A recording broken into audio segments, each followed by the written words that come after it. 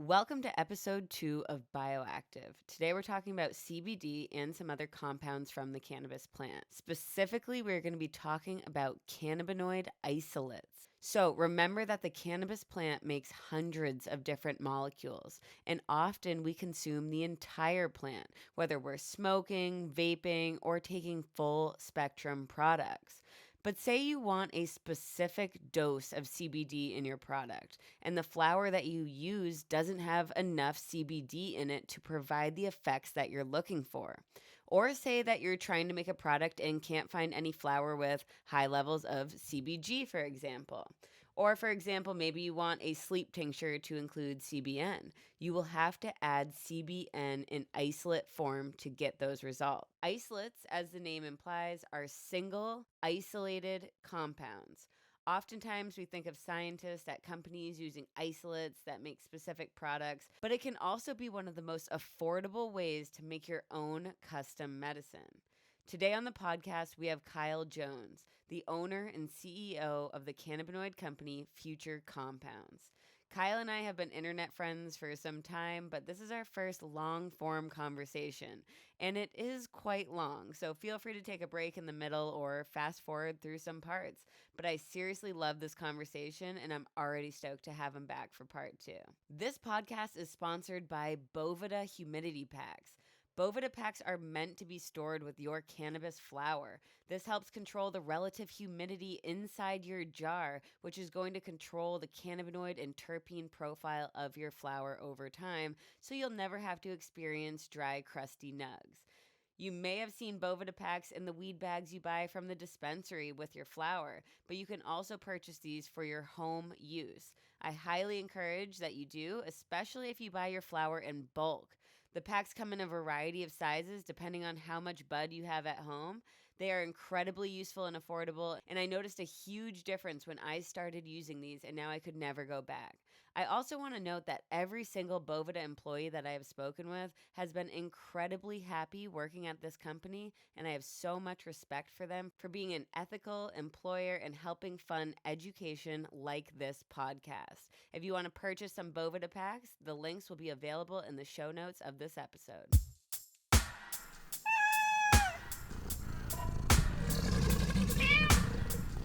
Whoa, that's sick. Welcome to the show, Kyle, and if you wouldn't mind just giving a little more of an introduction of what you guys do at Future Compounds. Yeah, well, first off, thank you for having me. And as I've already discussed, I have a lot of respect for you. So being a guest on your podcast is an honor. So thank you.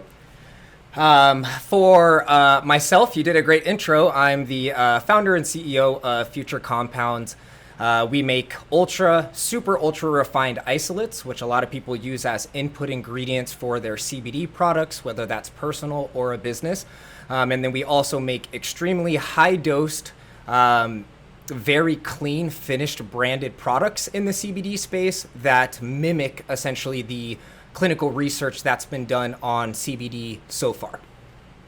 Yeah, so a lot to break down even in this first sentence, but this is so exciting. So first, let's just talk about what an isolate is, because sometimes isolates get a bad reputation or name in the cannabis space, because there's some people kind of making different things with isolates, but you guys are really doing it right. You're creating super refined, clean products, as you say. You provide analysis material to show your customers that you provide very clean products. And an isolate is just one single compound. And this varies a lot from other cannabis products that we might be seeing, like these full spectrum or these broad spectrum extracts that might have hundreds of different compounds in them.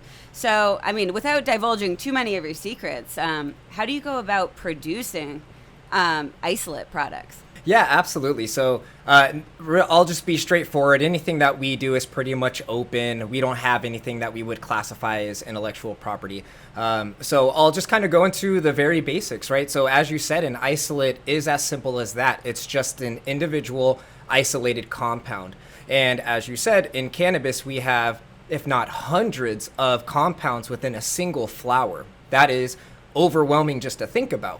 So really, all an isolate is say you take the cannabis plant or hemp plant, right, as a flower. Let's now call that biomass. That biomass is now processed, or what we call extracted.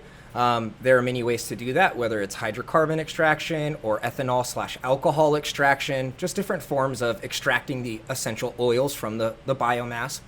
That now is what's called the crude oil, just like crude oil for a car, right? So now that needs to be refined even further. That's where you would find your broad spectrums, your full spectrums. That's that like first extraction, right? Then from there, you can now do specific techniques that will isolate just a single compound or single set of compounds. And that's really all an isolate is biomass, extraction of crude, crude further refined, and to a selected individual isolated compound. Thank you for that. Yeah, and when I first started making products, I was kind of against using isolates, to be completely honest. I was kind of like, preaching this notion of natural ratio, like whatever that plant makes, like there's only so many different compounds and how many of or the abundance of each of these compounds that the plant can make. It only has so much energy. And I think there's something kind of special about that from a natural product standpoint of having exactly that profile that the plant makes. The issue comes with therapeutic relevance because that plant really isn't going to be producing the amount of these different compounds that the research shows is effective for any sort of condition like anxiety or pain or inflammation. So, and not just that, I mean, standardization in general, like it's very, very difficult to get a consistent chemical profile if you're only just extracting the plant. I mean, even that plant, if it's the same strain grown one place and another place, it's going to have a different, ratio, different amount of these active compounds. So if you really want it to be dosable, consistent, and standardized, you do kind of need to add isolate. And I made a YouTube video actually using your products to show how I make my tinctures for, family members, myself, etc. For a very select, group of people I make products for. And I do use your isolate of CBG, CBN, CBD, and I find it very, very helpful for making these products, and they seem to be really effective for the people that I'm making them for. But if you go and you look and you go to Walgreens and you pick up a CBD product, that dose that you're typically getting in a serving size of a typical CBD product is so far below the effective dose. It's so small that it likely isn't really going to be effective for what you're looking for. So you really need high levels of, or high doses of specifically like CBD. I think that has the most research on it for CBD to get these certain effects. Oh, sorry. We'll kind of stick here for a second. Yeah. And I guess that's kind of why you made the products you did at those doses. And I recommend these products to so many people because you cannot find other CBD products that are at the doses that you provide. So if you wouldn't mind just talking about like what kind of doses are included in like your gummies and your tincture and how does that compare to your competition? Yeah, absolutely. That you just nailed it on so many points in that topic. And it's funny because just in that, couple sentences that you put together was essentially the evolution of how we mature to this point too. So I would like to unpack that in a little bit, but I'll go ahead and get to the question. So our doses, what we simply did was just compile all the research that we could find on CBD. Like you said, that's where the majority of the double-blind, placebo, legitimately concluded research is. And for us, for you, right, you have much more chemistry background and collegiate background than we do. It has to be that way, right? There has to be factual pieces of information to build something off. So that's all we did. We just went through the research and identified, well, this is pretty black and white that the 20 milligram range, and then I'm seeing research that's in the 200, 400, 600 milligram range at the starting dose of therapeutics. I'm like, okay, it's just too clear, right? Especially when we're diving into creating a hypothesis. Well, here's 8 research papers that are at this end of dosing, and then I see products on the shelf with no research whatsoever. It just was too clear. So to answer your question, when it comes to any other product, it's surprising because I still can't find any other product that's really at this higher dose. And And for us, we call it high dose, but we truly just think it's what the accurate dose should be. So it sucks that we have to call it high dose when we really think it's just what it should be.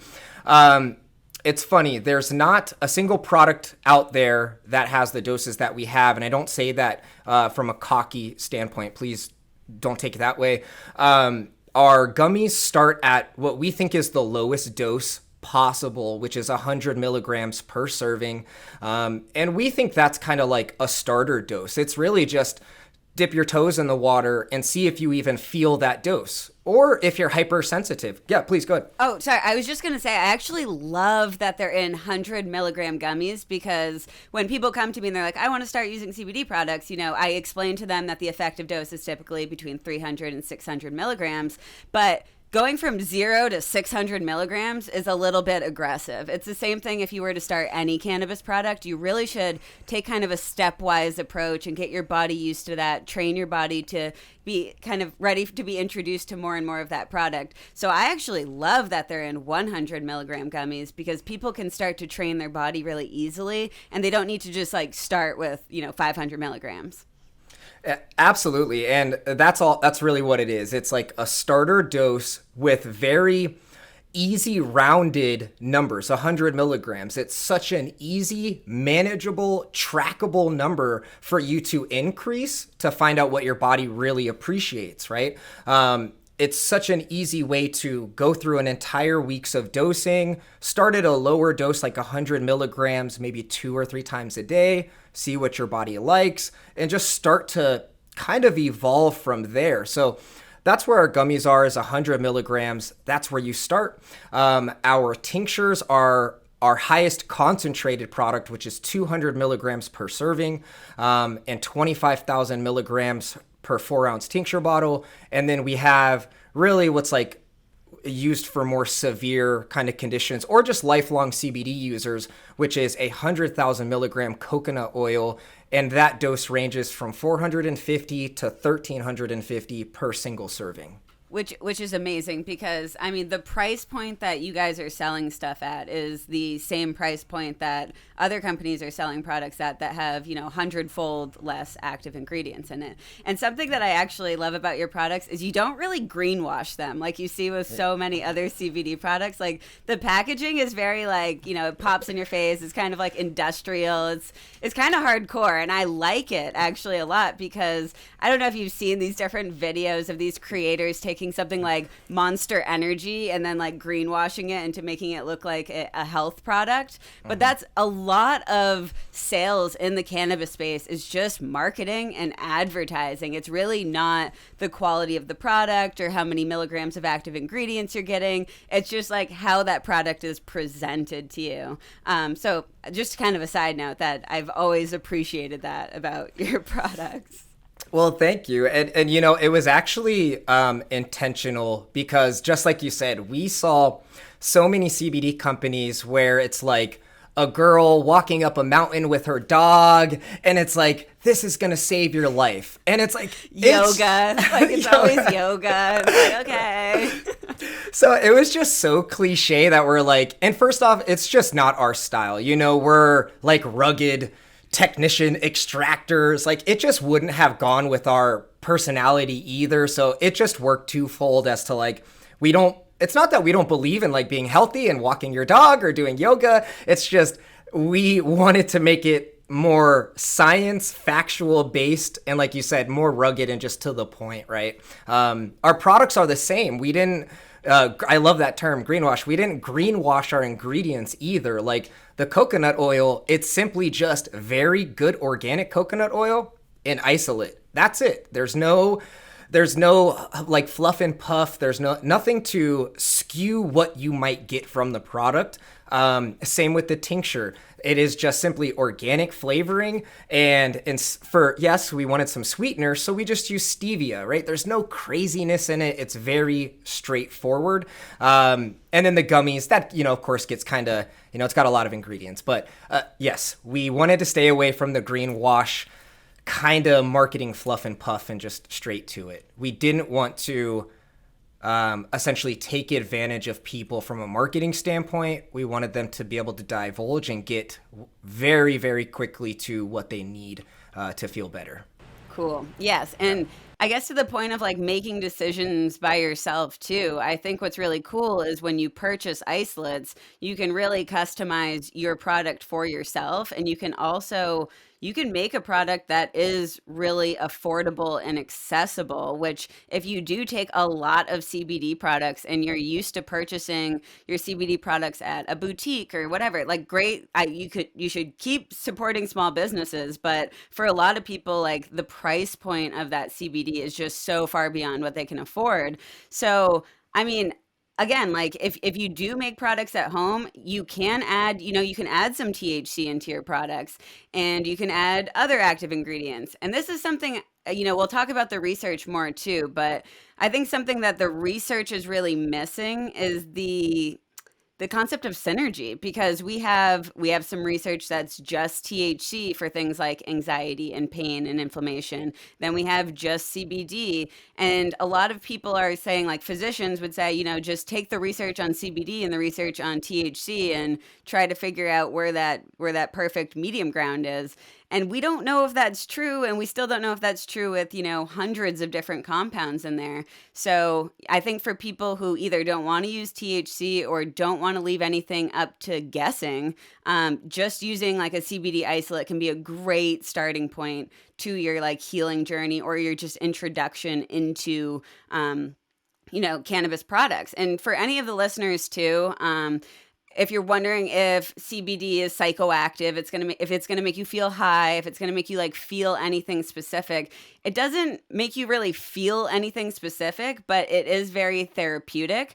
So people call it psychoactive, but not psychotropic. So psychotropic is something like THC that's gonna make you feel altered in state. It's gonna make you feel high. Whereas CBD is very active in your brain. It can bind to different receptors, including like your serotonin receptors, which is great. And that's part of why it's very useful for anxiety. But it's not going to be inhibiting, like you'll still be able to drive a vehicle. You'll still be able to go to work. You're still going to be able to hang out with your kids, etc. So it's a really good kind of introduction into cannabis medicine because you don't have that question of uncertainty of, am I going to be way too high?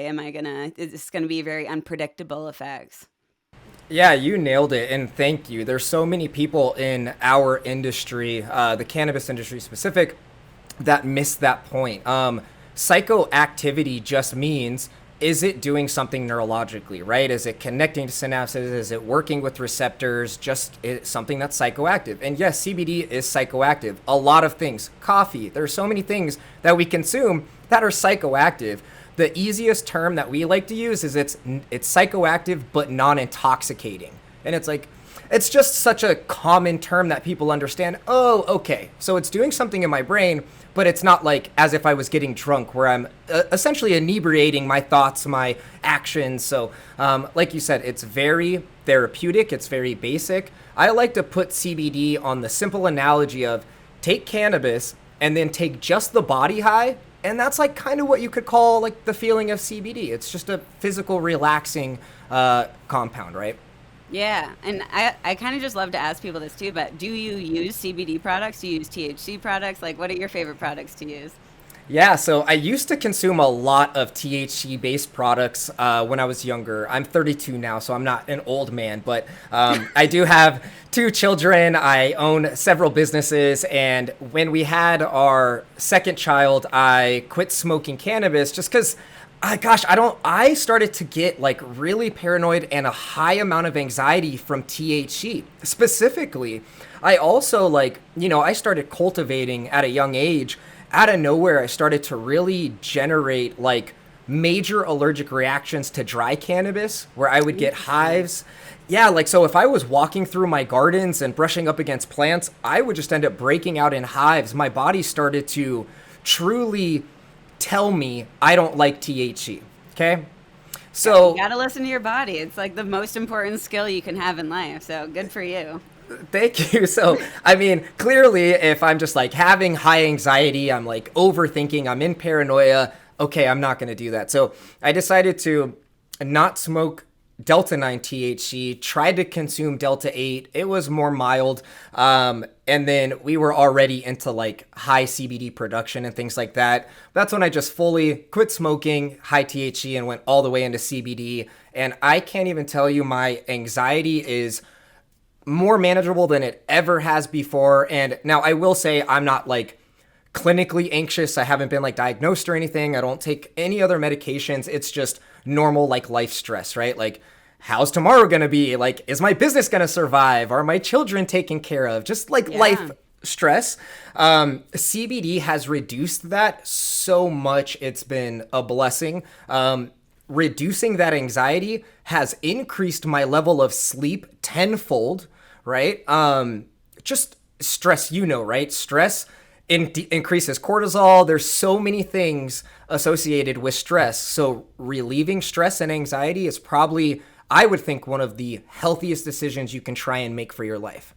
100%. And you nailed it on the head with sleep. I mean, I think that's sleep and water. These are factors that people kind of tend to just put off to the side. Like, oh, those are just details in my life. Yeah, I've got water here too. It's like, if you find your health is like kind of not where you want it to be, like sleep and hydration and exercise are probably the three places you should target first, and then adding exogenous things like CBD and THC and pharmaceuticals, whatever works for you. And I think it was also a really good point you said, you're not clinically diagnosed as having an anxiety disorder, but as humans, we all are subjected to very high levels of anxiety, especially like, as you said, you own multiple businesses, you have a family. So you're not just worrying about yourself, you're worrying about this whole network around you. And I think for listeners, like, you don't need to be clinically diagnosed with anxiety to try a CBD product. They are very, very safe up to extremely high doses. Not saying you should take, 20 grams, but, at the levels we're recommending of, 300 to 600 milligrams, they've been proven to be extremely, extremely safe. And I will say, if you are on other pharmaceutical medications, specifically for things like anxiety or other chronic conditions, definitely check out any drug interactions. Talk to your doctor. There's some websites like drugs.com, and I'll put another one in the description here. I forget what it's called, but you can just look right on those websites, type in the medications you're taking, type in cannabidiol, CBD, and it will tell you if there's any documented drug-drug interactions. Because realistically, the higher the dose of CBD that you're taking, the more of that molecule that your body, your liver needs to process. So these enzymes in your liver are processing those molecules. And if you're taking a bunch of other drugs and the same enzymes need to process all these different drugs, it's just something that you should be aware of. It's not super, super common. And I'm not saying to hyper focus on this subject, but just if you're in charge of your own health, well-being, and healing, it's something that you should just kind of get used to looking into as you take new products. Yeah, I'll segue into a really good study that was conducted about CBD dosing and then liver enzyme increase. So as you said, you can probably take a lot of CBD without truly any, I can't say any, I won't make any medical claims, and I do want to say I'm not a doctor. If you couldn't tell. But yeah, we'll put that disclaimer on every single episode. This is not medical advice. We are not physicians. Talk to your own doctor, etc. And do your own research, yes. Yeah. So it's, I've talked about this a lot, so it'll probably, kind of be boring for you at this point. But, okay. There is, the one FDA-approved CBD product, which is Epidiolex. That is a CBD tincture used for seizures within, patients with high epileptic syndromes, things like that. So, which is great because they have had a lot of double-blind placebo studies. So there are like really, really good studies on this. And they didn't notice an increase in liver enzymes until the dose got above 20 milligrams per single kilogram of body weight. Okay. Now, that was only a 30% increase in liver enzymes. 30% increase in liver enzymes is a lot, right? But that was also in patients that are clinically epileptic, probably have other health conditions as well. You have to remember that study at 20 milligrams per kilogram, Okay, let's just do that math real quick. I am 165 pounds divided by 2.2 puts me at 75 kilos times 20 kilograms per kilo. That's 1,500 milligrams per single dose that I would have to take to be at even a possible risk for liver enzyme increase if I wasn't a healthy young individual. Okay, so there's a lot of room there. Yeah. Yeah. And thanks for doing that. That's, it's always good to put that into like relevance, 1,500 milligrams. Again, that's not the dose we're recommending. That's not the dose that science recommends, or likely your doctor would either. So if you really stay in that therapeutic window that we're talking about, there is really low risk, especially in comparison to like other pharmaceuticals, other even natural products. Higher doses of many things cause a variety of different issues in the body. So CBD has been proven to be very, very safe and effective. And so I think another question that some of the listeners might have, maybe they don't want to buy your products, which is totally fine, right? The whole world's not going to buy all one CBD product. But could you give any advice for these people looking to buy CBD products? What are you looking for, like to find a high quality CBD product, or even something like a CBN product, just some sort of non-THC cannabis product? What are like the top things that we're looking for a quality product? That's such a loaded question, and I hate to make this confusing for anyone that's listening. So I'll put it to like a CBD product shopping 101, okay?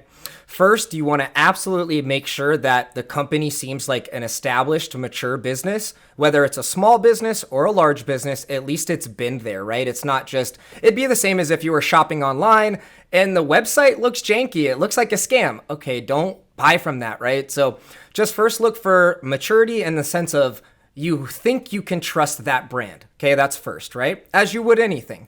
Okay, then, and then from there, you can go much more deeper into validating that trust level. So for me, if I'm looking at a product, number one, do I think I trust the brand? Okay, if that's a yes, cool, let me dig deeper. Next is going to be things like a certificate of analysis or a COA for that product.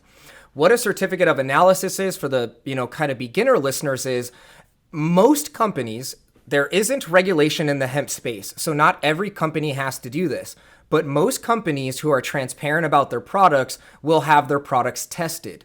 These are tested by a third party, so not their company, a completely different testing facility. And those testing facilities have to follow standards. They're called ISO standards, okay?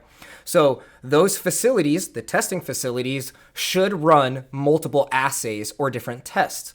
Those tests can be different levels too. So I'll just briefly explain the differences in the testing parameters. You could have just simply a potency test. So that's just, how much CBD, CBG, the cannabinoids, how much cannabinoids are in that. That's good. You want to know that, but that should pretty much correlate with what their packaging is saying. So I wouldn't really call that like a safety test. It's just like a validation test, okay? But from there, what we do is what's called a full panel assay or a full panel test. So that's potency, microbials, mycotoxins, heavy metals, pesticides, and then solvents. So, that's a pretty detailed test that will give you a pretty general basis if that product is relatively safe from at least the standards that a testing facility has. So some companies do those tests, some companies only do potency tests, and some companies don't test at all. But if I'm consuming a product and let's say my company isn't around, I'm making sure that company is someone that I think I trust, and they have a full panel COA. If they don't, I'm not even going to think about purchasing that product. Yes, thank you for that, for sure. And so these should be available just on the website, right? Not like you wouldn't have to hold that product in your hand to be able to get that COA. Absolutely. I think that's just good business. You should be able to find, like, for example, if you're like purchasing something on Amazon or another website, it should have the product description, right? So when it comes to selling our kind of products like CBD or any THC product, the COA should be like, that's your product description. I shouldn't have to tell you really anything. As long as you understand a COA, you should know that that product's safe. So it should be on the website. Like for example, I'll just give you an idea of like what we do. It's on the website on the specific product itself, that batch test for that product. On top of that, if you purchase the product, you get a physical copy of that COA, as well as on the packaging of the product is a QR code that is a live QR code that has that result for the batch that you bought. I know for a fact that our company is more extensive and detailed on that process than pretty much any company I've seen, but at least that's an idea of like the extreme of providing transparency. If they're somewhere in that realm, okay, you might be okay with purchasing that product.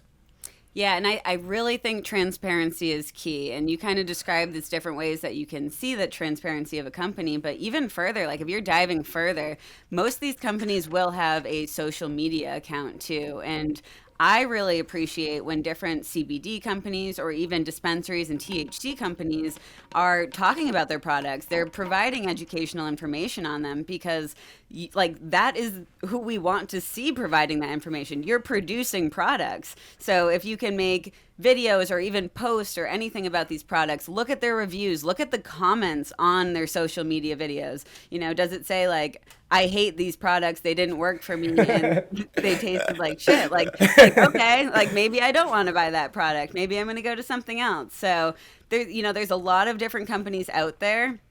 So definitely like do your research. It's fun to look at what these different companies are producing and in what products like resonate best with you.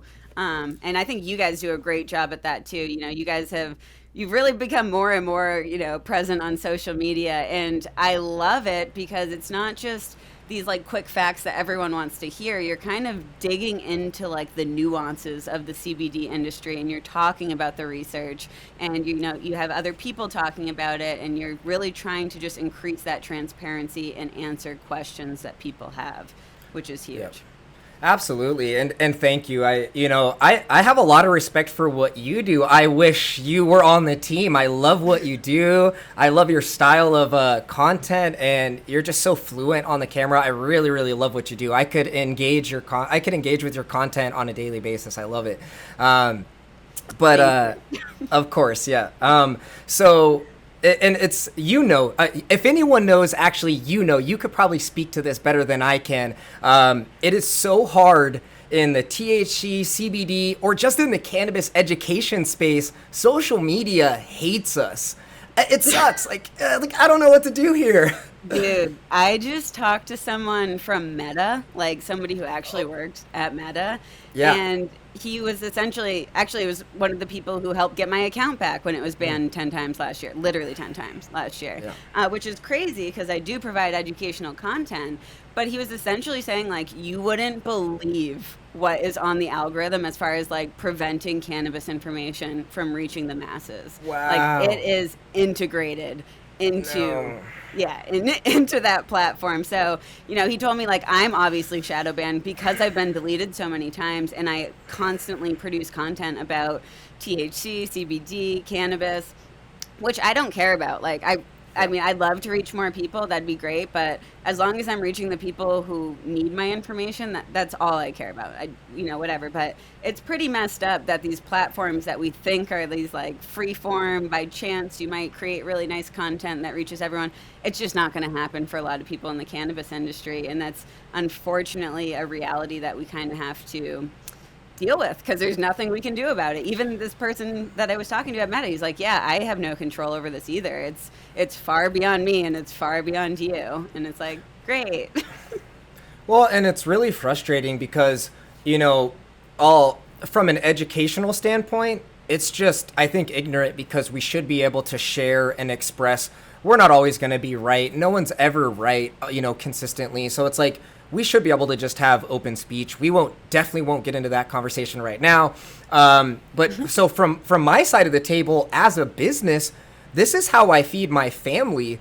This business, I think, helps people's lives. I'm not just, here to get people high or like flex a weed bag on the internet. Like, our company, I think, actually helps people. So to think that we are being limited to helping people based on that, it's like, it's really, really frustrating. And we honestly don't know what to do about it except for just, keep fighting the good fight and hope, things change. But it's really frustrating and hard. So, but like you said, that's why it's so important for us to be transparent, because we may only have a limited window where we actually can really talk to someone, and in that very short amount of time, we have to be genuine. They have to trust us. We have to be able to trust them back and engage. It's like, we already know we have limited reach. We have limited ability to help people, just from our restrictions. So it's like, I'm going to make the best use of that time and be as genuine as I fucking can, or else what's the point of doing it? Like, I might as well sell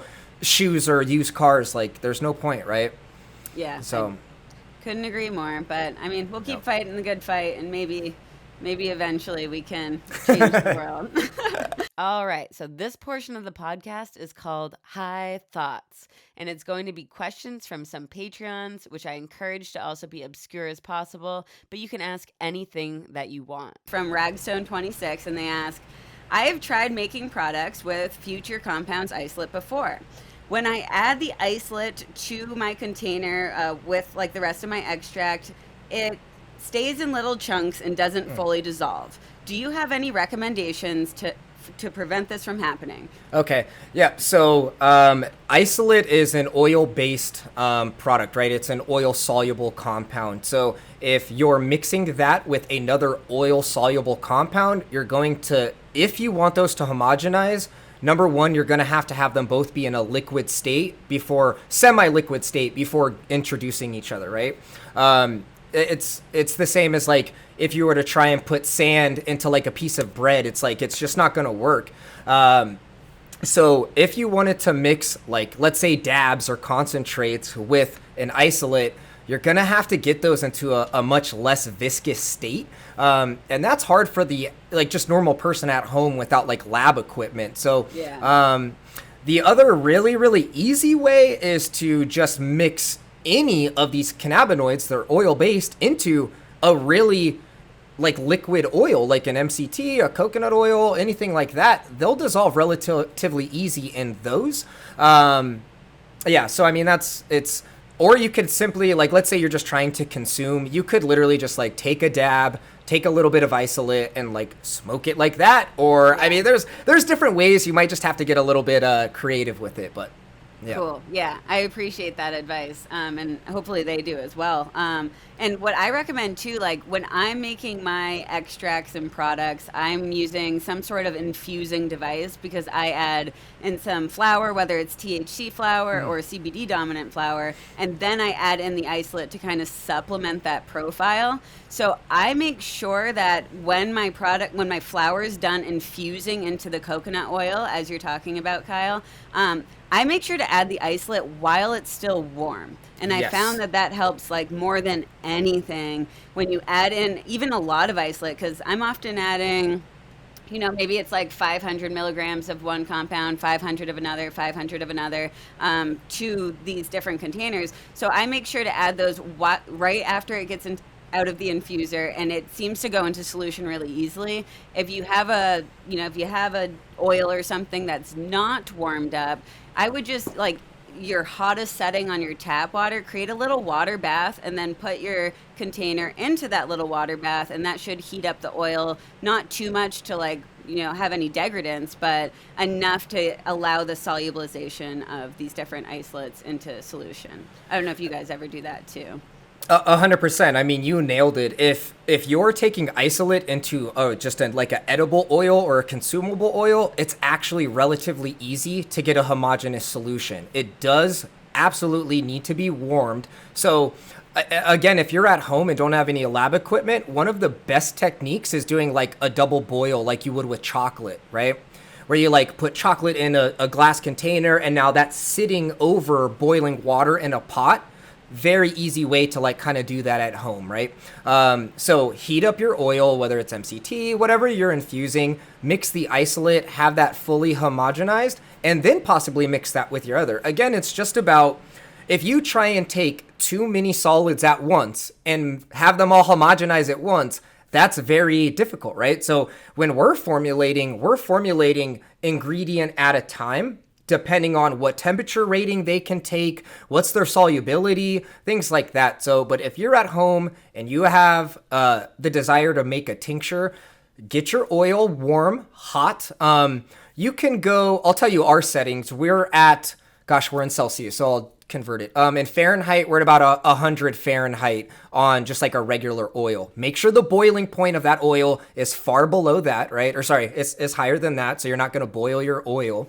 But yeah, just get it hot and mix your isolate in. Use some agitation, whether it's a wisp, a spoon, any kind of agitation and warm oil, and it will homogenize very easily.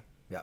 Yeah, and I think we talk about kind of doing these home things like they might be really complicated and take a lot of time, but they really don't take that much time. Especially, you might need to invest $100 or $200 into your whole setup to make sure you have a little scale, to make sure you can weigh out your isolate to the proper decimal point. It's accurate. You might need to either learn how to activate your flour and extract your flour, or if you don't even want to do that, you might just need to invest in some coconut oil. But over time, I think people who do make their own products have a lot of pride in their products. They're more likely to use their own products, and if they find that whatever product that they made before isn't really doing the trick, you can tweak that in the future. Your next batch, you might say, okay, I need more CBD, I need less CBD, I need more CBG, I need, these different ratios. And that's really where it becomes kind of empowering to be in charge of your own health,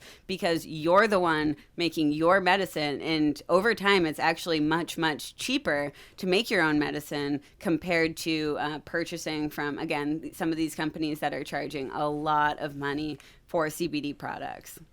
Yeah, it's great. And you nailed it. It's like, think about making your own formulation at home as if you're going into learning how to make and cook your own food for like a health journey, right? It's like something you have to invest in. It's something you have to put time and energy. You have to research recipes, techniques. How long do you bake things? It's like and I'm guilty too, but some of us in the cannabis space, it's like we want everything to be easy. And it's like, just nothing in life is that easy, right? We all have to put in a little bit of work. But again, it's not as hard as it may sound. You don't need like a lab grade, stirring hot plate and a reactor. HPLC and all HPLC. You don't need a hydrocarbon extractor in your kitchen, okay? You're going to be, yeah. I would say it's as difficult as like learning how to cook, okay? It's like, everyone does it. You can definitely learn how to do it, and the tools are there for you. And it's just not, I know it sounds daunting, but it's really not. And you can always reach out to Riley or reach out to us at Future Compounds. And so many other people in the industry totally will help you, make an at-home remedy. And it's really cool to do. Yeah. Yeah, and I talk about this with a lot of other natural products. It's kind of this concept of forced intention when you are making your own product, because you're taking time out of your day to focus on your health and your medicine and your well-being and what you want to take for the future to improve your health. And that might take a couple hours, but during that entire time, you're focusing on you, and you're really focusing on what you can do to improve your life. And I think that concept alone, and as you said with food too, like, yeah, if you make your own food, if you harvest your own food, whether it's meat or, in your garden, that takes time. But there's nothing more satisfying than sitting down and eating a meal that you put time, energy, and love into, and it's nourishing your body. I agree. It's like kind of the same concept, food and medicine. And what's so cool about that is now you have such a better understanding for not only the product that you're working with, but then also your body, right? You're not going to cook something that you then hate and then continue to cook it. No, you're going to find ingredients that you like, find meals and recipes that you enjoy doing and you enjoy the aftertaste. It's like working with your medicine is the same thing. You become so much more elevated in the sense of understanding your medicine and how that works with your body. And now you're in so much more control. You don't need a company like me. You don't need a brand. You are now your own, like, master of your journey. And that's, again, like you said, it's such a liberating feeling. So it's such a great way to go, and more affordable. Yeah. Yeah, 100%. And then you just need to, move off grid in the middle of nowhere, and you're all set for that. I'm just kidding. Yeah, just like Dustin. Yeah, exactly. Yeah. So we're getting close to the end of this podcast. So I want to just kind of ask you a few just kind of life questions for listeners who, maybe they want to get into the cannabis industry. Maybe they want to get into making isolates or cannabinoids of some sort. So, I mean, first, like, what are your goals with future compounds in the future? Like, where do you see yourself going? Great question. I've been in the cannabis space for over a decade now. We ended up going to Future Compounds because getting a THC license was just like nearly impossible. And for the average guy like myself and gal like you, or it's like, I don't have $10 million. I can't start a THC license. I mean, unless if you have 10, give it, come on, let's start one. No, not even close. All right. So, we started a CBD manufacturing business because that's what our background was. But after seeing so many amazing life experiences and talking to people that are, they're children. My youngest son is autistic. He's on the spectrum, also has a heart condition. I have now engaged with so many parents that have children with autism that use cannabinoids for their children. And it's like, after hearing so many beautiful stories, it's like, I'll do this for the rest of my life, or as long as the law permits me. And even if not, I'll still fight it and go for it. Even if it made me absolutely no money and I broke even, Future Compounds would always at least be something. So that's number one, just the beauty of being able to work and help people. Where do I see it going? We left it as Future Compounds because we eventually want to play with everything on the world. So, it could go anywhere. We just want to go with essentially wherever we can take it. And I just see it continuing to grow, the community to grow, the amazing stories to grow, and just building this super badass community of good people wanting to be better, wanting to feel better, and wanting to now share that experience with their loved ones and friends. So that's what, to me, Future Compounds is, a community of good that grows. And I love that you said you kind of left it open for the future, whatever that means. And I think a lot of people, the first kind of dose of that natural product, like being in charge of your own medicine, is cannabis. But then it kind of extends a lot further after that. It's like, oh, but there's all these other medicinal plants. There's medicinal fungi. There's so many different things. And, I've seen, I haven't been in the industry that long, but I've been in natural products for a while. And I've always been interested in mushrooms, but it was almost like very stigmatized to say that you loved mushrooms, even if you were talking about like cordyceps or chaga or something. But now you really see like the cannabis industry kind of switching to mushrooms almost. So it's kind of cool just to see the evolution of people's interest, not only in the industry, but as we continue to educate and destigmatize about these different natural products, the public's interest also kind of goes up about these products because you have these different experts in the field saying, hey, they're safe and effective. This is the research that's coming out about this. These are the potential health benefits.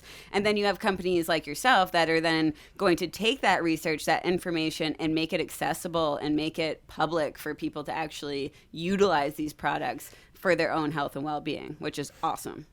Thank you. And I'll add to this question as well, where I think a lot of people, the general consensus within the US at least, and also really abroad, a lot of people are starting to see the harmful side effects of a lot of these pharmaceutical medications, especially when you need to take them for a lifelong basis.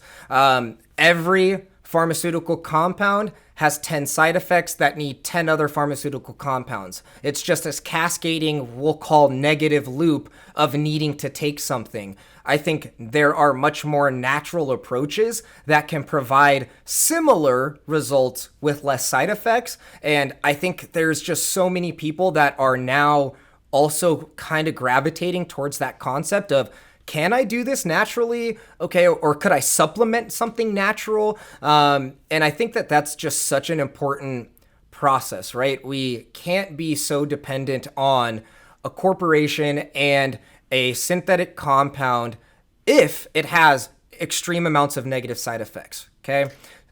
I could not agree more about that. And especially to your point of like something that might be an acute condition, something that, is something that you only have like one period in your life that you might need pharmaceutical medication to get over that period in your life. And that's fine. I'm not trying to tell anyone that they should never take pharmaceuticals, but prescribing a, 13-year-old kid a pharmaceutical that then they take for the next 25 years with like no follow up of, do I still need this? Is there any ways we can change our lifestyle to be able to accommodate for these factors better, and never rethinking that? I think that's really where the problem is. We can't think of drugs like that, and specifically like high doses of pharmaceutical single compound drugs.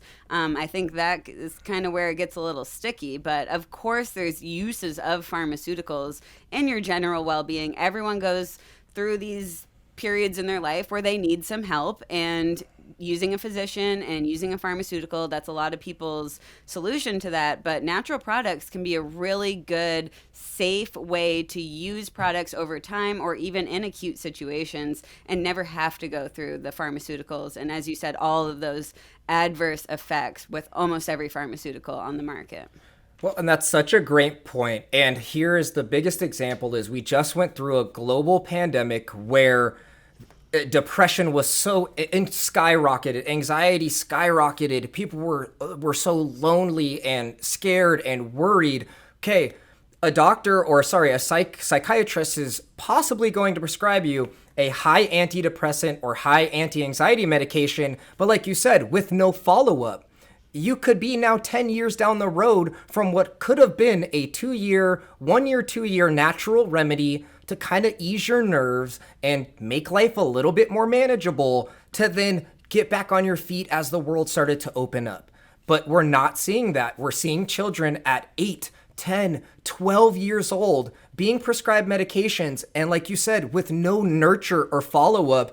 For me, it's all about the children. Ever since I had kids, it clicked. It's like, they're the ones that are going to be crafting our world when we're older, and it's going to continue. So as much as we can, create a world where our children are learning how to be self-sufficient.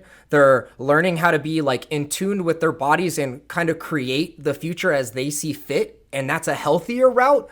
I'm all for it. So 100%, that's the deep goal of it, is just help build that, Yeah, and also we just constantly put children in a box and expect them to all learn the same way and to all test the same way and to not want to be kids.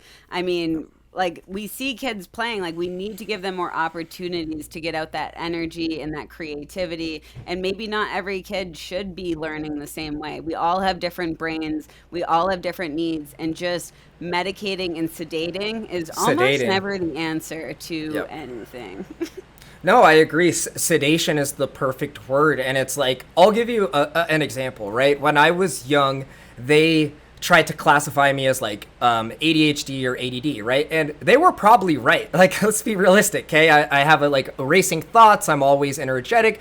That was probably accurate. Thank God my parents at the time said, we'll put him in sports. We'll give him some sort of outlet, right? And I thrived in that. And then that built a base of, learning how to work as a team and leadership, blah, blah, blah, right? But again, choosing to try first something that's natural or something that's more physical, like you said, physical, hydration, exercise, natural. Try that first. I'm not against pharmaceuticals, but once all else fails, and you're stuck with nothing and need your help, that is there, right? I believe in that progression of try individually and then supplement as much as you can, then go to the end of the road. I like that style.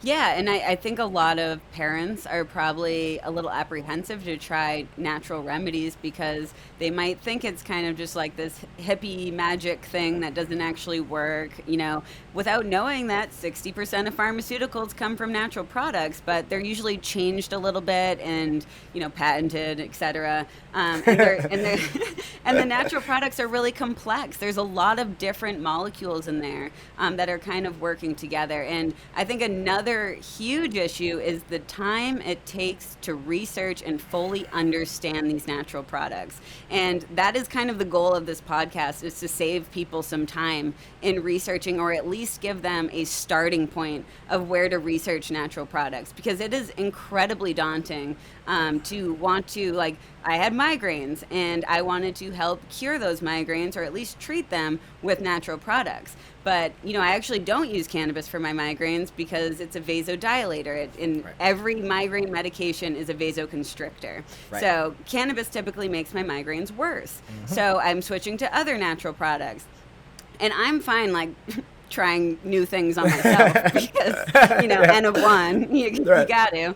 But, I read these traditional medicinal, like, recipes. I'm reading all the books behind me have to do with, like, natural products.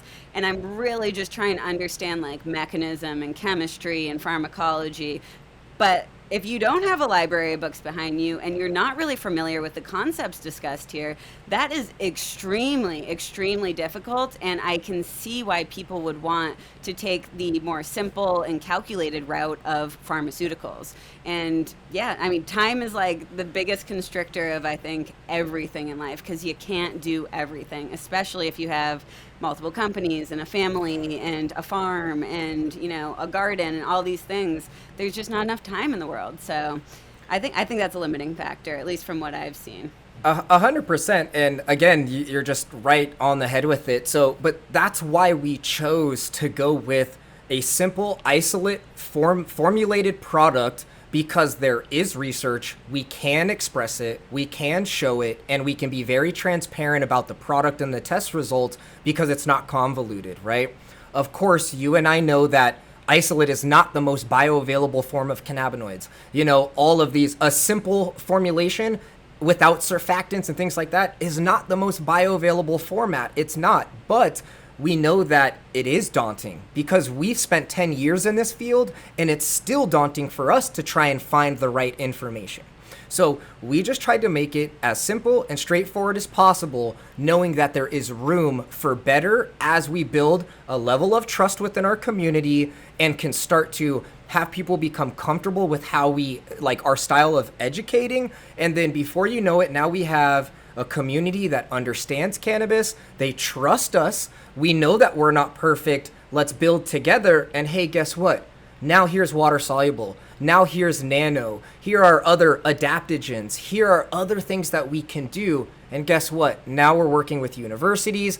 Let's prove this, right? So that's kind of, to go back to where do I see future compounds, that's kind of it, is continuing to grow while building trust, educating our community while working with, validated third parties like universities as we expand into what are the more complicated concepts of bioavailability, cannabinoids, other natural compounds. I can't wait to get into those with other universities. It's going to be great. Yeah, that's awesome. And I'm sure they would love to work with you because you're so transparent and because you're really focused on the research. I guess I have another question, but this is kind of just like for my own research purposes. Yeah, Um, absolutely. do you guys like if I was after a specific cannabinoid for some sort of research project, do you extend into like the synthesis of other active ingredients, other cannabinoids, or are you kind of just what your website says that you sell? Is that kind of what you're doing right now, or are you open to working with people to synthesize bulk ingredients for other kind of R&D projects? Yeah, so interesting. That's actually how Future Compounds started. Is we Oh, originally, yeah, we originally were just synthesizing extremely rare cannabinoids. We started with CBN, went into like the HHCs, THCVs, Ps, Bs. Really, really were into the synthesis side of it. The problem with that is we made a beautifully, perfectly pure bulk ingredient that had gone through so much chromatography. I mean, it was fucking perfect. But the brokers that were selling it didn't care at all. They're like, oh, what's the price on it? Oh, no, I don't care about how pure it is. I just need it cheaper. So we just quickly realized it wasn't a viable market for our moral code. So, so that's where we ended up just kind of going into like the branded products and kind of very simple CBD, CBG, CBN. To answer your question, if you personally wanted something unique and rare, I have at least a manufacturer or two that I trust to provide that for you, but it's not something we sell like on a mass market. Gotcha. Yeah. I think it might be important to talk about CBN a little bit more Sure. because specifically like naturally occurring CBN is typically produced as a like degradation product of THC, right? So like if you're smoking, about 1/3 of that THC is being converted to CBN, or even if you leave like a THC tincture in a window or something, it's going to slowly start converting to CBN. But to get like a, strain that's high in CBN, like that's not going to happen. So I think it's really important that you provide CBN to our community because CBN has been kind of anecdotally documented to be really helpful for sleep. And I know there's been reviews out that have like really looked into the research for CBN. And although there's a lot of stories of CBN helping people with sleep, we really don't have a lot of solid research for this yet. But I still add CBN to sleep products that I make because, I mean, I'd like your opinion on this, but I believe that CBN helps people with sleep because it's a less potent form of THC. And people don't, they want help getting to sleep and staying asleep, but they don't want that groggy feeling in the morning that you get from using high THC products. So CBN, which is less potent than THC, can be kind of this perfect medium to help you get to sleep, stimulate those CB1 receptors, activate them. You might feel a little bit of an effect, but you're not going to be like blazed out of your mind before bed, which although like I love that, a lot of people don't. Yeah. No, totally. So, okay, we'll start with like how is CBN created? So, you have a cannabis plant. Let's start with like a THC cannabis plant because that's what most people will know. So, you have a THC flower. In that flower, there are hundreds of compounds. THC is probably the most prevalent compound there, let's say a 20 or 30%. Okay, so that THC is the acidic form, so THCA. We know that when we smoke or consume, that decarboxylation happens and that THCA turns into active delta 9 THC. So that's what you're actually consuming. That's psychoactive and psychotropic. That's the delta 9 THC. That delta 9 THC then degrades into the next form of compounds, which is CBN or cannabinol. So all cannabinol is a degradate of delta 9 THC, which is the degradate of THCA. So very simple, kind of step down of how that compound is created. Now, to answer your question, most cannabis flower only degrades to CBN or possibly synthesizes very low percentages of CBN, like 0.5%, Very, 1%, yes. 2%, maybe. Okay. So with that concept, pure CBN is very rarely extracted. You would have to have so much THC biomass to get a 1% yield on CBN with the dopest flash chromatography setup you've ever seen that cost $5 million to get a kilo of CBN, which would cost $500,000 for a kilo. And who on earth would do that? That's so expensive. So that's just not how CBN is made. We've tried everything. We've tried putting THC under UV light with heat in a rotation flask for months. It just does not work that way. Not at the rate that people want to consume, okay? So how is CBN created then? Very similar to pharmaceutical setups where it's like it is a synthetic organic chemistry process, but it's not full synthetic, meaning unnatural compounds stuck together. That's what I would classify as synthetic, okay? Yeah. Right, where it's like olivetal and this, and we're now combining these two molecules. I would call that a full synthetic, okay? Yeah. CBN is not full synthetic. Now, it can be created full synthetic, but what you're buying on the market is not that, most likely. So how CBN is created is by taking that same concept of degrading THC into CBN. So you just do that with like an acidic reagent like sulfur or an iodine, or really there's many forms to do that. But long story short, we take delta 9s and delta 8s, any THCs, and then do some sort of chemical reaction to that then converts that molecule into a degradate, which is just CBN. Then we go through, and this is where our company really shines, is we go 5, 10, 15 steps into purifying that CBN. That first conversion Many companies can do that. Many companies can create CBN. The problem is as we discussed earlier, on a full panel test from a third party, that reagent that was used in that chemical process, that's not on their full panel. That's something you would have to ask for. They would have to have a standard for it. So let's say using sulfur for that conversion, that's your reagent for THC to CBN. You're not going to go to a third-party lab and just be like, yeah, I have a certified reference material for pure sulfur or sulfur dioxides, and I'll put that in your full panel. It's not happening. So Right. But it's in your final product. It's just not tested in your third party analysis. So people don't know it's there. The only person who knows it's there is the person who created it, which is a huge problem. And let's keep talking about CBN, but this also kind of dovetails into Delta 8 THC products and kind of what we're seeing with these other isomers of THC that are on the market. yeah, so you nailed it. So the manufacturer themselves know what ingredients they used during their chemical processes or their extractions, all of that. But if the third party test doesn't know what chemicals to look for, it's not going to show up. And guess what? The really scary part is the end consumer, they have absolutely no clue. Because now that bulk ingredient has been formulated into a product that has no signs of any processing. It's just a finished product with a nice package, right? So that's where we truly care about our products. And when it comes to like CBN production, let's say, we go through multiple in-house analysis of that reagent during what we call chromatography. You know, chromatography, all chromatography is a very specific way to pull impurities out of a solution based on its polarity, its pore size, just all that kind of stuff. So we do a ton of chromatography to all of our isolates, and that's where we get to what we call ultra refined. That's not a marketing term for us. That is a process that we've developed that makes the product more refined and more pure. And we do also third-party test to prove that in a sense. Most companies do not do that. So again, with CBN, it's not truly naturally extracted 99% of the time.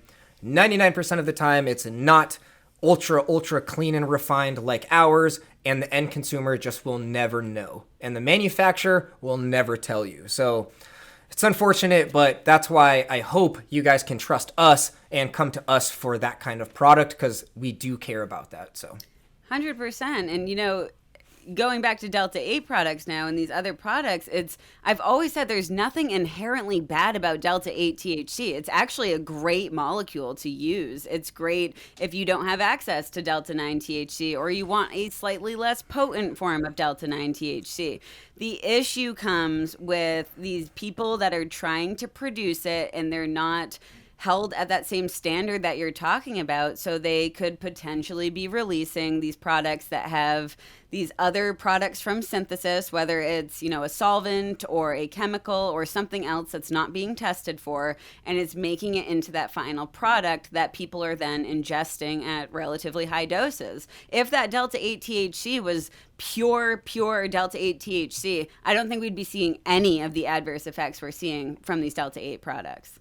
yeah, 100% agree. And that is the problem. It is the other impurities within the ingredient that are not being shown transparently. It's the same thing with cannabis flower too. It's like there are microbials. It's a plant, so there's moisture. So that means there's possibly microbials. There's definitely pesticides. It's a plant in a soil which collects heavy metals. I mean, there are absolutely unsafe things that happen and accumulate and occur during pretty much every process of anything in the world. So if you're going to be consuming it, that's where you just need to be testing for those specific things.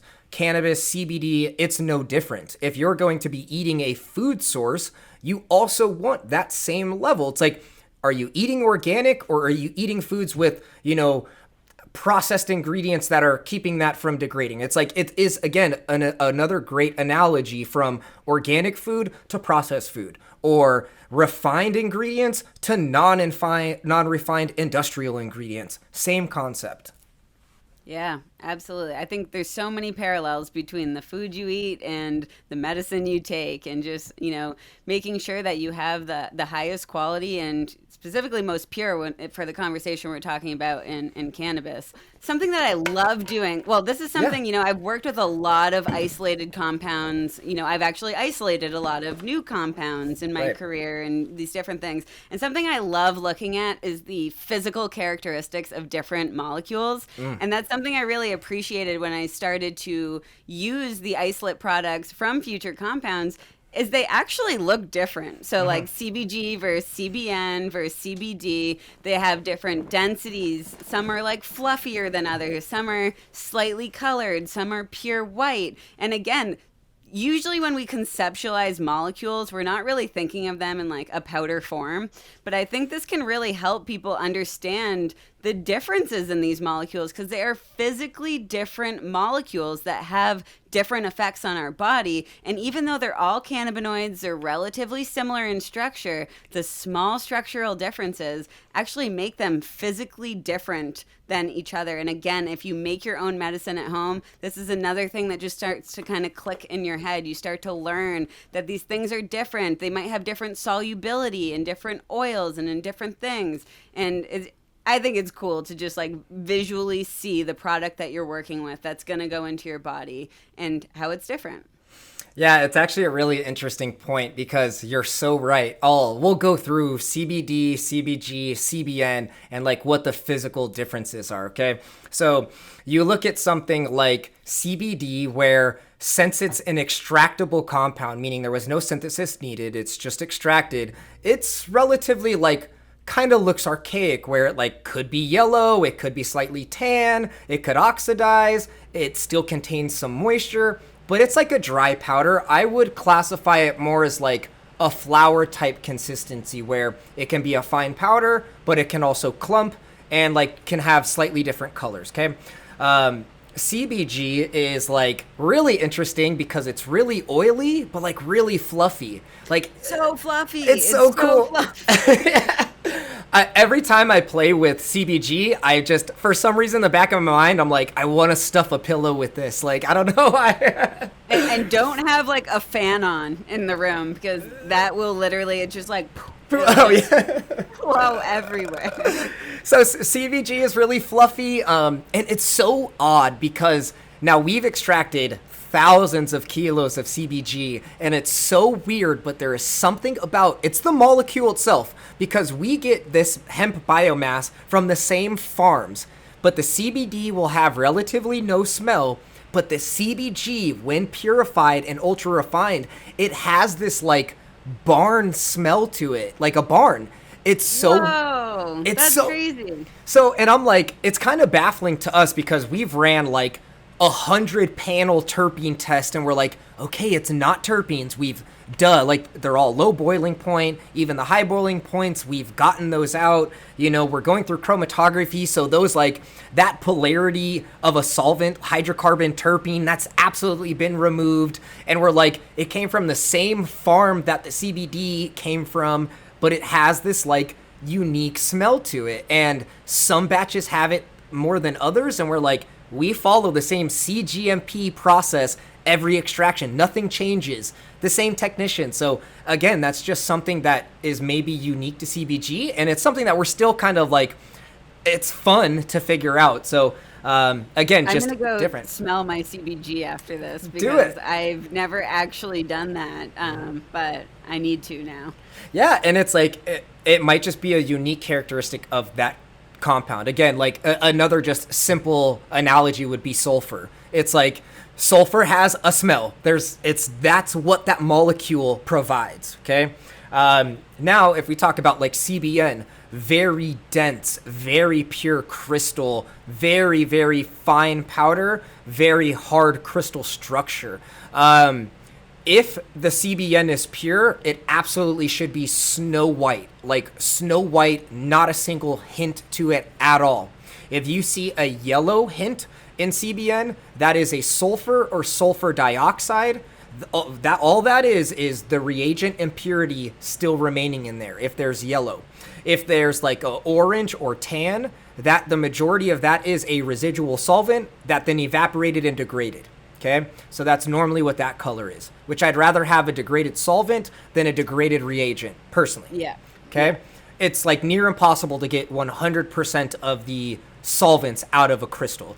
It's nearly impossible. Okay, so there's always going to be a small ppm, parts per million or parts per billion amount of solvent. That's always going to happen. Then if you have like a pink or a purple, that's iodine. So that is literally an iodine reagent still in your CBN. When CBN first came out, iodine was like the first technique that people used, and they went and tried to market it as, well, CBN is naturally pink on the spectrum, and like there are some studies that show that that molecule may show pink signs, like when refracting light at it on an HPLC, but it's like not in a natural state. Okay. Yeah. Maybe under a microscope in an HPLC, like with heavy equipment, sure. But so CBN essentially should be snow white. CBD, cannabidiol, could have a yellow or tan tint to it. That's normal. CBG is like, that actually could have a slightly pink tint to it. And that is natural. There are no chemical processes, at least for us, it's an extractable compound. So fluffy, oily, slightly pink, slightly tan for the CBG. Cool. And I think a study just came out like last month that was looking at degradation products of CBD and how that turns purple. I don't know if you've ever noticed Ooh. that, at future compounds, of anything that happening. But I did some research on CBD degradation products in grad school, and this was like a side project, one of my 100 side projects that I was just like, cool, purple, let's research it, with no funding and no time. But, I started down this like rabbit hole, and a paper just came out that actually identified the degradation product of CBD that's responsible for that color. I always thought it was like the quinones, CBD Right. quinone that are formed, but I think it's a little more complicated than that. I don't remember what the actual molecule was called. But if you ever do see CBD products that are like purple or pink, it likely is a product of degradation. And I believe it's still relatively safe as far as we know, but I think you shouldn't be looking for the pink products. If you can just buy a clear product, that's probably better. And I also want to tell the listeners, if you want to make CBD topicals like lotions and creams and salves, or CBG or CBN, you have an endocannabinoid system in your skin. You can make products really easily to go on your skin. It's very, very simple, and it's, again, way more accessible if you make those products at home. Yeah, You guys should release topicals. That would be a great next thing to. It is. No, it's so funny. Like, you're actually the person that really solidified the like research for the the CB glands being within our skin. Okay, so thank you. Absolutely, I appreciate you. Just doing what you do naturally, which is educate. Thank you. Yeah. It's pretty cool, actually. Like things like eczema and psoriasis and these different conditions are often like thought to be a product of dysregulation of our endocannabinoid system because they're very inflammatory. And we know that activation of our endocannabinoid system results in anti-inflammatory actions. So if you have these, conditions, I would 100% say that cannabis products won't hurt, and they absolutely could help. So try them out at home if you're interested. Well, and we've talked about this topic a lot where almost nearly most of the cannabinoids that we've come across indicate that they are anti-inflammatory, they're analgesic, they're also, they just do such a great job at reducing inflammation. And we know that inflammation is associated with so many serious disease states that it's like, you should just take CBD or CBG or CBN to reduce inflammation on a consistent basis to try and avoid a severe disease state. Like, that's how I look at most of the compounds I'm taking. It's like preventative, right? Yeah, inflammation is the root of all evil, in my opinion. And even things like lifestyle stress, like that can cause inflammation in your body. It's not like you need a traumatic brain injury to have significant inflammation that you should be taking CBD and these other products. Like your day-to-day lifestyle is probably causing enough inflammation that it's reasonable for you to take these products.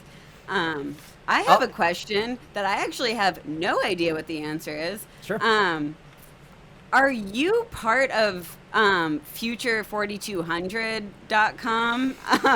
Yeah. Because I would love for you to describe what this website. I just remembered this. Sorry, this is so like chaotic.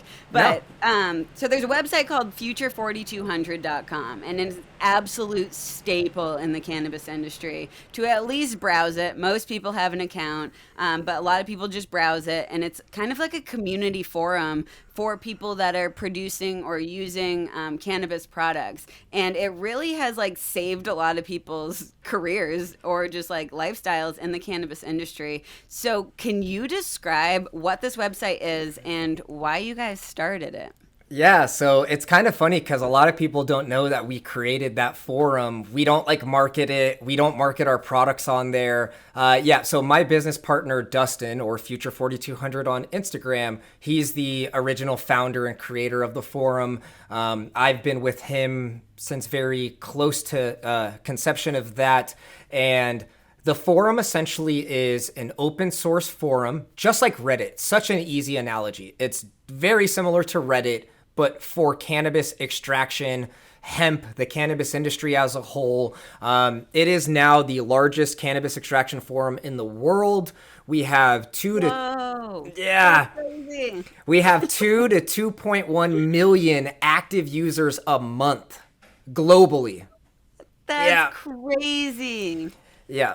And we never monetized it, and we aren't going to. We want to keep it as just like this pure place for people sharing cannabis education, information, and like you said, if you went to 9 out of 10 cannabis labs in the United States, possibly in the world, possibly, seriously, possibly in the world, most of them, 9 out of 10 people, the technicians, the managers, the owners, are either on the forum, that's where they learned their techniques from, or that's where they got their original like boost of energy and confidence from. So it has played a really big role in the cannabis industry, and we're humbly appreciative of what it's turned into. I literally learned distillation from the Future 4200 threads. Like, I read like 10 different threads, and I'm like, okay, I can figure this out. Because I had never done distillation, but I was like, okay, conceptually, like, I understand what I should be doing. But then, you're like, everything's messed up. You have terrible like pressure. Everything's just wrong. And I'm like, okay, I need to troubleshoot here because something's going wrong. And it makes you feel so much better that so many people have had this issue before. There's already a million answers. You don't need to re-ask the question. You simply just need to find the thread that's relevant to your question. And then you just read through them, and people are so, so, so helpful. It's actually amazing how willing they are to share these like industry secrets almost with other people just because they didn't have anyone to help them, so they just want to share their knowledge and help other people learn. It's kind of amazing. So that's actually what started it. Is Dustin worked for Skunk Farms, which was a cultivation forum, and me and him were more into the extraction side. We just went to the nerdy chemistry route because that's our passion. And he started it started to pop off, and at that time both me and him were consulting on pesticide remediation techniques for companies. It started to get to where there were so many pesticides throughout hemp and THC throughout the United States that we couldn't consult on all of them. At that point, as you said, the industry was very much take you under your wing and maybe I'll teach you some things kind of mentality, which we hated. We weren't for that at all. So we said, me and Dustin looked at each other. We said, let's put these SOPs on the forum. Like, let's just see what happens. And it went nuts. Like, people just started to be like self-sufficient and then using these techniques to become consultants themselves. It was like, it just flourished into like this beautiful thing. We had so many people hate us. It's like, you're gonna mess up my consulting job and this and that. And it's like, you know what? The best survives at the end of the day. Like, if you are truly good and people trust you and you do good quality business, then you shouldn't be concerned at all. You should be happy that people are understanding these techniques more. So it just became exactly as you said. No one would teach us. It was very hard to share this information at all. Dustin created a place to do so, and we just put everything on there. Example, I was like one of the first people that really created like a decent SOP for Delta 8 conversion. It's definitely been better, much better now. But that download, or that SOP alone has like over 17,000 downloads last time I checked, which was like 6 months ago. Whoa, that's incredible. So people are out there doing this stuff. Like we have support groups. It's like you said, the answer is there. You just have to go look for it. You just need to find it. Yeah, and it's like the consultants are still going to make plenty of money. I mean, the reason I was using it is, yeah, I could have definitely hired a consultant, but that's often like $2,000. And if you're at a startup or you just made your own company and you really can't afford that, having a resource, and if the answer is not on there, and if you ask a question, somebody's going to respond within like 20 minutes, like 20 seconds maybe. Yeah, 20 seconds. It's just going to start a new thread, and it also kind of just shows the evolution of the industry. Like you see, like people aren't really asking questions about distillation anymore because you don't have to, because those are already on the forum. But these kind of newer things that are emerging, that's kind of what's being asked on the forum, which is also just cool to see what's happening in the cannabis industry right now. Where are the gaps? And hopefully the consultants can see that and say, okay, well, these questions have been asked a lot recently. I'm going to become an expert on this, and I'm going to teach people how to do that. You're such a beautifully brilliant person. I love how your brain works. It's great. It's like you're so right. It's like if you're intelligent enough to see just kind of a trend of where an industry is and identify a gap, and then you're a decent person, well, there's success, right? It's like, that's all future compounds is. It's like, we saw CBD, we already knew about it, we knew there was research, we have credibility, and saw there's this giant gap of nothing dosed appropriately. So we just made clean, good products from a genuine point of view, and then provided that to people that they could afford. It's like, it wasn't rocket science. Anyone could recreate what we've done, but we're fine with that because we have confidence in our trust level and people like to rock with us. It's like, it's just a natural evolution of like good business, good people, a good industry. And it's like, wherever you have limited regulation, you always have an abundance of like fuckery, right? Of just like shitty companies. So if you're just a good person and create something good, you'll probably succeed in the cannabis space. Seriously. No, I mean, I would say that for like all natural products, like just focus on creating good products, being transparent. And I always think educating is just a great way to just have people trust you. Like as an educator, if you're taking the time to put all that information out there, people will probably trust you. And another thing about the Future 4200, it's also hilarious, kind of like Reddit. Like yeah, people are really helpful, but also it just seems like people really are kind of know these regular users, and it just, there's a lot of just jokes and just like making fun of people, but in like in a fun way, just like on Reddit. It's actually pretty entertaining to look through the forum. I haven't been on in a minute. I should probably log on soon and see what's new. Same. Yeah, I definitely, to anyone listening that's going to jump on there for the first time, definitely just know in advance, people can be assholes everywhere. It's like, think about the forum as like the Twitter of social media, where someone's going to bash you if you ask a pretty like, I don't know, basic question. But it's like, again, take everything with a grain of salt. Do what Riley did, which is just find the topic that you want to research. And there's probably already a really, really good thread about that. Then you don't even have to put yourself out there. And you can find people by just reading the comments and finding someone that you think is a decently nice person that's willing to engage with you. And if you have another question that hasn't been answered, you can just ask that person by saying, yeah, they look like a nice person. Okay, right? But the guy or girl that's on there just like trolling and hating on someone, yeah, don't engage with that person and don't send them a DM, right? Like, it's no different than a Reddit. Yeah. I was going to say, just like literally any social media platform. Yeah. or any sort of platform. Yeah.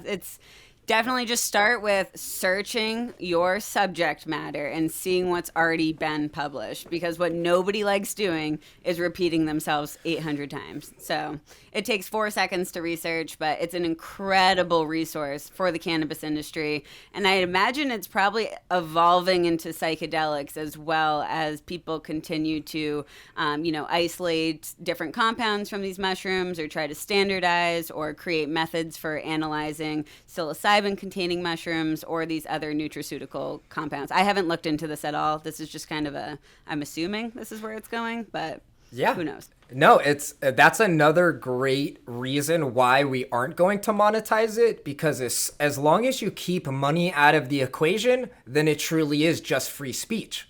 There's nothing being exchanged. There are parts of it that are being exchanged where like you can hire consultants and there's verified consultants and things like that. The moderators on the forum, just like Reddit, will moderate that a paid consultant won't talk about a certain topic, okay? Or won't push something that may be speculative or whatever, right? So there are moderators, but that's what's so great about it, mainly just being an open source forum, is you can kind of talk about anything. It's like, it's just an open source where you can talk about anything, and there's definitely a conversation about really synthesizing and kind of extracting pretty much anything. Well, not anything, I won't say that, but a lot of things. Yeah. Not everything yet, but it is a great resource. Mm-hmm. So I guess moving forward, I think this will actually be my final question. But okay. I believe you. If any of the listeners want to get into the cannabis industry, what is one piece of advice that you would give a listener who wanted to either start working at a job or maybe even open up their own company? Okay, great question. It's a multifaceted question. So if you want to get into the cannabis space, there are multiple routes to do that. There aren't really that many like accredited colleges or anything like that, and it's probably going to be a waste of money. Very expensive, and like you don't necessarily need it, right? So if you want to get into like the flower and cultivation side of it, there's always, now it's just like I hate the fact that in the cannabis space, there's a lot of entitlement where, oh, because it's cannabis, we think we should be like a manager in 6 months. It's like, it's just like any other job. It's like, if you don't have the experience, okay, start at like a trim position, or start like as a bud tender at a dispensary, learn the craft, learn the verbiage, learn the science. And then from there, maybe work your way into a cultivation where you're working on the plants at veg. And then now you're working in, flowering, and now you're possibly a manager. But it's like, okay, so if you like the flower side of it, start that way. Okay, start low end and just work your way in. Expect to not get paid $1 million, but you're going for the passion of it, okay? If you want to go the CBD route, it's kind of like really open. There's so many small companies and big companies that you could go learn with or from. If you want to go into the extraction side of it, same thing. Find a place, and maybe you do have to start in the trim department to then get to the lab department, right? It's like, it's a natural progression, just like any other business. To just jump into a lab with explosive chemicals and C1D1 boosts, and you don't want to do that. Trust me, as fun as it may look, it is a risky job. 100%. So, again, it's just the natural progression if you want to work in the industry, is to just go baby steps. Don't be entitled, be appreciative, and ask people for help, because if you truly are asking for help, people are ready to teach. Everyone in the cannabis space, most people in the cannabis space, do truly want to share and learn and work together. So if you're genuine, someone will be there to help you. So just go at it with that approach. If you want to start your own business, it is, I'm not even gonna lie, it's daunting, it's hard. There's so many hoops to jump through. There's so many what ifs. Like, Riley, I'm gonna be honest, every month I'm questioning whether it's like, is regulation going to change and shut down my business? I don't know. So it's a scary space to be in, for sure, because of how much of a limbo it's just constantly in, and how it's different in every single state and federally. Who knows what they're thinking of or how much money they're getting paid to do whatever they're making decisions on. But we're not part of that conversation, which is a huge issue. Yeah, like for example, how Future Compounds, we started as doing extraction and conversions of minor cannabinoids. Well, we're in the state of Nevada, And literally a year after we had started business, Nevada came out with a regulation that said you no longer can do semi-synthetic or synthetic conversions. So we literally lost that portion of our business and had to move that. And literally it was just done. There was no talk about it. It was just like, hey, here's the new bill. Shut your business down. What? Like, yeah, you have a week. Good luck. Less than. It's like it's active now. There was no grace, right? Yeah. So if you're trying to start a business in the cannabis space, my honest opinion is learn the craft first. For sure. Learn it. Yeah. Yeah, go around people that are in it and find what your niche might be before you go investing a life savings or partnering with someone. I always say that you're one decision away from either making your life or breaking your life. So it's like, definitely take cannabis as the same concept as anything else. Don't just start a business without knowing the business. Yes, you should take risks and try and do something for your life, but I don't know rocket science. I'm not going to drop everything and put my life savings in a building and beating Elon Musk at creating rockets tomorrow. Same thing with cannabis. Take baby steps and you'll eventually start your company if you want to.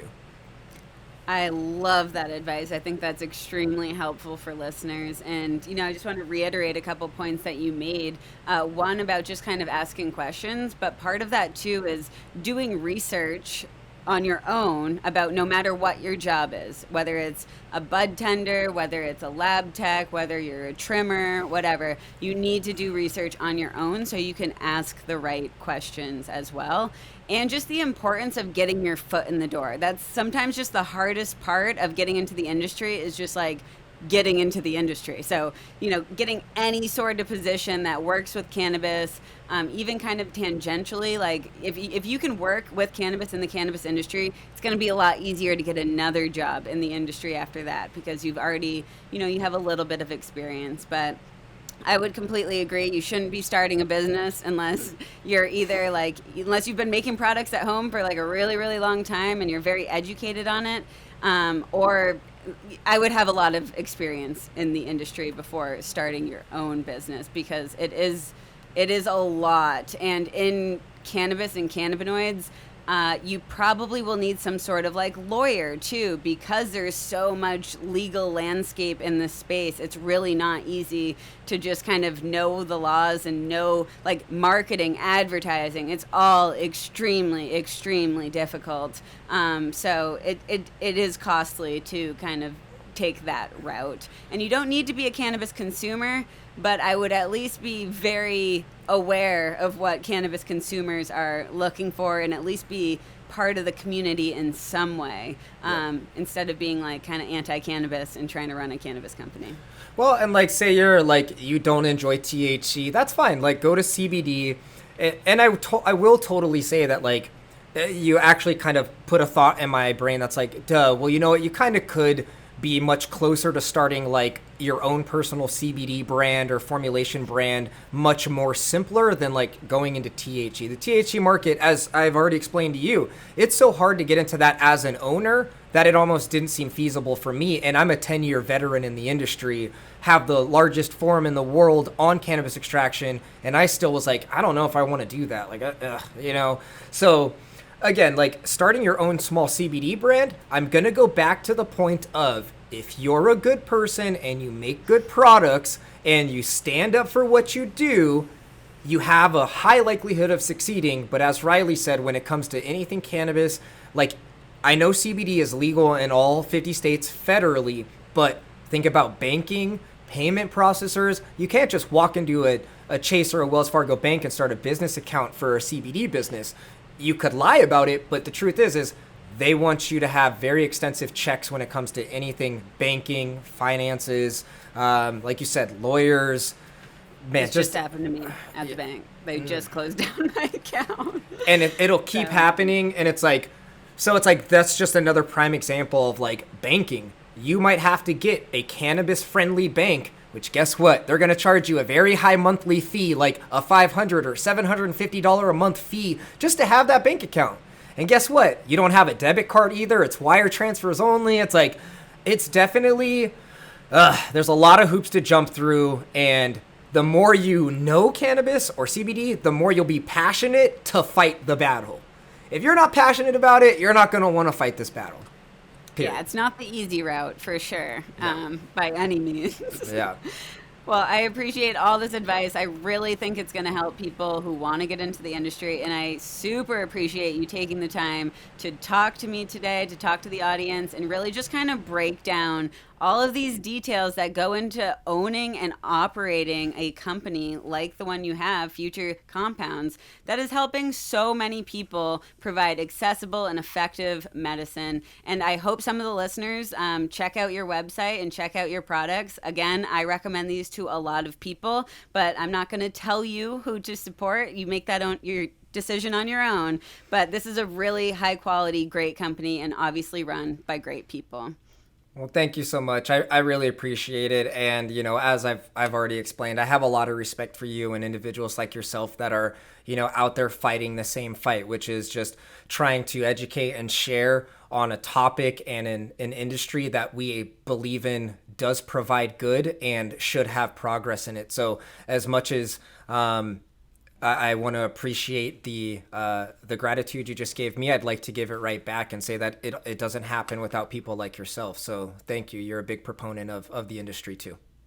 All right, I will be uploading a document on Patreon that is a step-by-step guide on how I make my tinctures at home. I will also link the YouTube video that I have on the subject if you're more of a visual learner. Speaking of YouTube, the video portion of this podcast is available on YouTube with captions if you'd prefer them. So thank you so much for joining for this episode, and we will be back for another episode next Friday. Mad love.